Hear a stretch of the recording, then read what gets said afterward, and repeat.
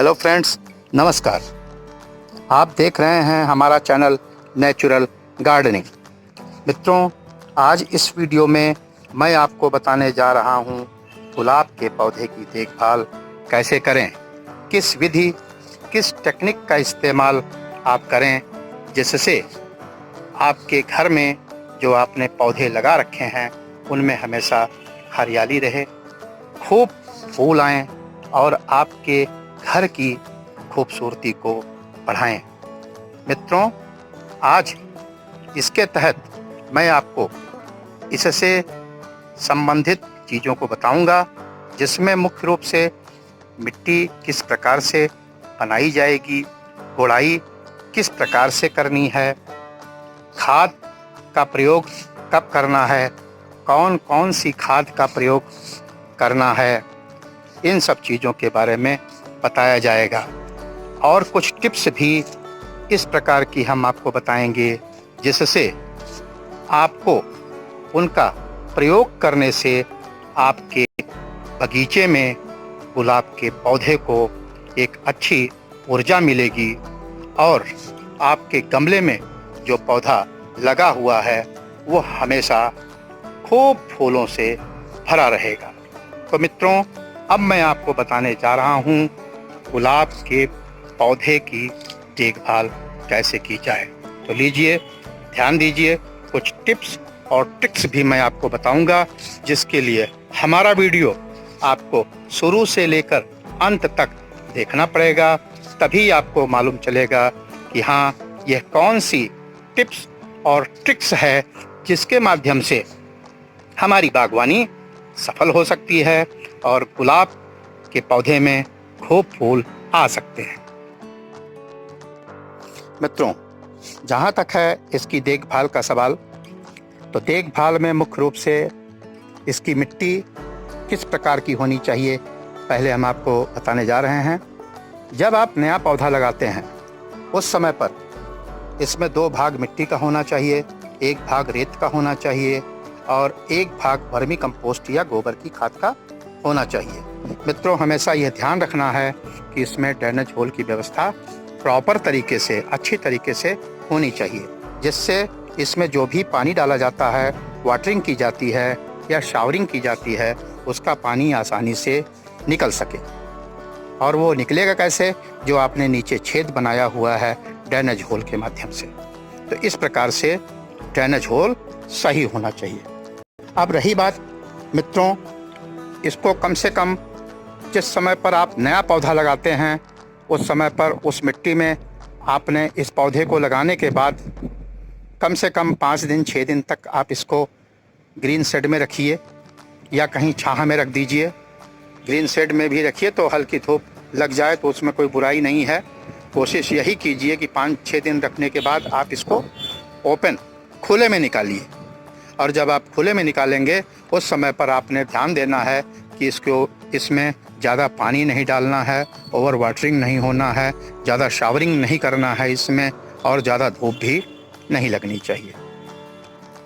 जब आप इसमें शावरिंग करते हैं तो मित्रों, हमेशा ध्यान रखना है कि इसमें कांटे होते हैं, कांटों से बच करके शावरिंग करते समय आप इसके ऊपर जब पानी डालते हैं तो पत्तियों के ऊपर हल्का हल्का हाथ लगा लें, जिससे कि जो मिट्टी लगी हुई हो या जो कीटाणु लगे हुए हों वो हट जाएं।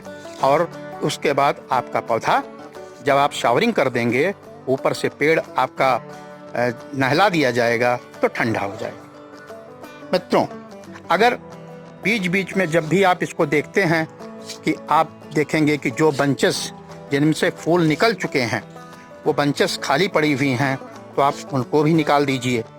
कोई पत्ती सूखी हुई है उनको भी आप निकाल दीजिए। कोई पत्ती सड़ रही है उसको भी आप निकाल दीजिए।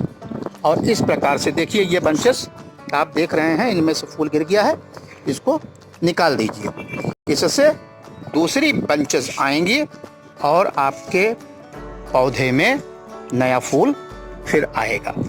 इसका आपने हमेशा ध्यान रखना है। मित्रों, जब आप इसकी गुड़ाई करते हैं तो विशेष रूप से आपने ध्यान रखना है कि जिस खुरपी का आप इस्तेमाल कर रहे हैं उस खुरपी को 1 से 1.5 इंच से ज़्यादा अंदर न डालें। ऐसा इसलिए बता रहे हैं क्योंकि इसकी जड़ डिस्टर्ब हो सकती है। अगर आपने खुरपी को ज़्यादा अंदर डाल दिया तो इसकी जड़ में हल्के हल्के रेशे होते हैं, वो रेशे कट जाएंगे और जिससे आपका पौधा खराब जाएगा। तो इसलिए जब भी आप खुरपी का इस्तेमाल करते हैं 1 से 1.5 इंच से ज़्यादा आपकी खुरपी अंदर नहीं जानी चाहिए और जड़ से दूर होना चाहिए। यह हमेशा आपने ध्यान रखना है।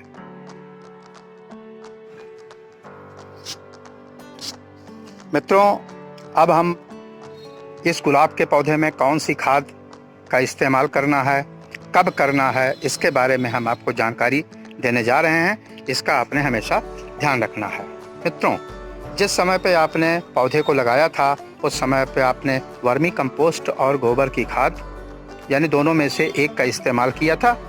तो जब आपका पौधा बड़ा हो जाता है तो आप 1 महीने में एक बार 1-2 मुट्ठा गोबर की खाद या वर्मी कंपोस्ट आप पौधे में डाल सकते हैं, लेकिन हल्का सा खुरपी से इसको गोड़ करके और तब आप गोबर की खाद या वर्मी कंपोस्ट को डालिए और ऊपर से ऐसे मिट्टी का एक लेयर चढ़ा दीजिए, जिससे जो आपने खाद डाला हुआ है उसका असर तुरंत जड़ के ऊपर या जड़ में तुरंत पहुंच जाएगा और जल्दी ही आपके पौधे में एक बदलाव दिखाई देगा।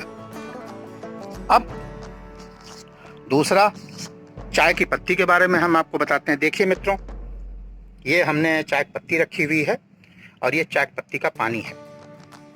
तो आप जो यूज्ड चाय की पत्ती है उसका भी इस्तेमाल कर सकते हैं, लेकिन यूज्ड वाले चाय की पत्ती में एक विशेष ध्यान रखने वाली बात यह है मित्रों कि इसमें चीनी की मात्रा चाय की पत्ती में मिल जाती है। तो या तो उसको धो के इस्तेमाल करें, या धो के इस्तेमाल अगर मान लीजिए नहीं करते हैं तो आपके पौधे में यदि जब डालेंगे उसको तो उसमें जो है जड़ में चींटी लगना शुरू हो जाएगी। तो इसका ध्यान रखिए।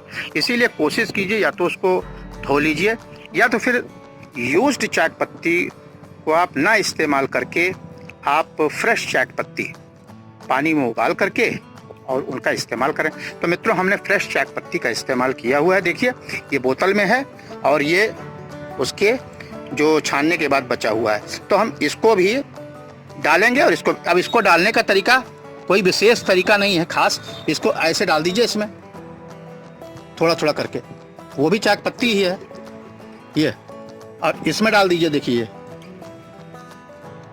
इस तरीके डाल दीजिए और बाद में आप इस जो बची हुई चाय पत्ती है इसको भी दोबारा पानी में मिला करके और आप इस्तेमाल कर सकते हैं। तो इससे आपके पौधे की ग्रोथ बहुत अच्छी होगी। साथ ही साथ ये एक कीटनाशक का भी काम करता है। और देखिए मित्रों, ये हमने गोबर की खाद रखी हुई है, सूखी, 1 साल पहले की है और अच्छी है। ये हमने रखा हुआ है फ्रूट्स का छिलका, इसको भी हम पीस करके और इसका भी जड़ों में इस्तेमाल करते हैं। दूसरा, बनाना पील्स का भी हम इस्तेमाल करते हैं। बनाना पील्स को हम उबाल करके और उसके पानी को इसकी जड़ों में स्प्रे करते हैं, तो उससे भी पौधे में अच्छी ग्रोथ होती है। मित्रों, नीम का जो पत्ती होती है नीम की, उसको भी आप उबाल करके 10-15 100 पत्तियां तकरीबन ले लीजिए और 100 पत्ती को 1 लीटर पानी में उबाल लीजिए आप।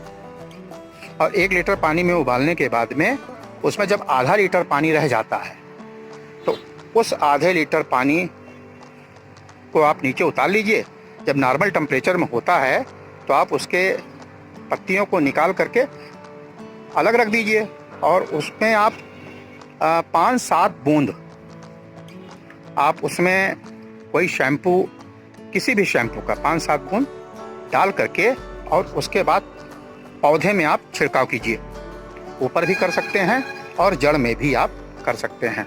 तो इससे आपके पौधे की ग्रोथ अच्छी होगी और पौधों में कीड़े नहीं लगेंगे।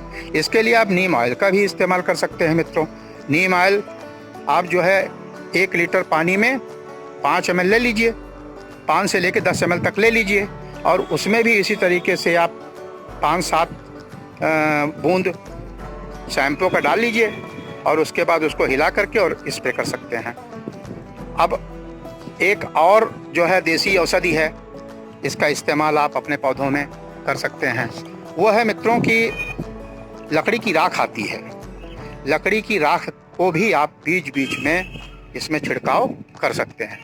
नीम ऑयल का जो हमने छिड़काव आपको बताया था वो भी आप 15 दिन में 20 दिन में कर सकते हैं। ये जो फ्रूट के छिलके को हमने बोला था कि आप इसको पीस करके भी 15-20 दिन में इसकी जड़ों में डाल सकते हैं। तो इस प्रकार से जो आप इसमें छिड़काव करते हैं या जो खाद डालते हैं, इसका आपको बहुत बड़ा फर्क दिखाई देगा। आपका पौधा बहुत अच्छा होगा और उसमें खूब फूल आएंगे। ये मित्रों हमेशा अपने ध्यान में रखना है। हाँ, एक खास चीज़ और, अगर कहीं आपको इन पौधों की जो पत्तियां गिरती हैं, सूख करके जो गिरती हैं, उन पत्तियों को भी आप जो सूखी हुई होती हैं, आप जो है इसकी जड़ में यानी मिट्टी में डाल सकते हैं। उससे आपके पौधे में कोई रोग नहीं लगेगी। खास तौर से जो नीम की सूखी पत्तियां मिल गई तो बहुत ही अच्छा होगा इसके लिए। मित्रों, अगर मेरा यह वीडियो आपको अच्छा लगा है तो आप लाइक करें, शेयर करें और सब्सक्राइब करें। Happy gardening, take care. फिर मिलते हैं अगले वीडियो में, तब तक के लिए धन्यवाद।